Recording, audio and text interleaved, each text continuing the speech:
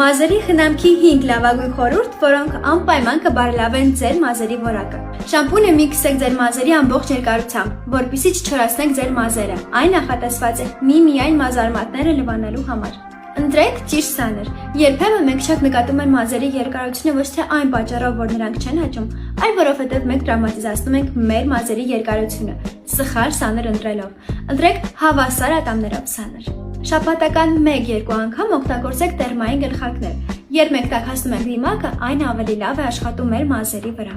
Մազերի աճ ակտիվացնելու համար կարող եք կատարել գլխամաշկի մերսումներ ամեն օր մոտավորապես 5 րոպե, նաև օգտագործել ռոզմարինի տոնիկներ եւ պղպեղով դիմակներ։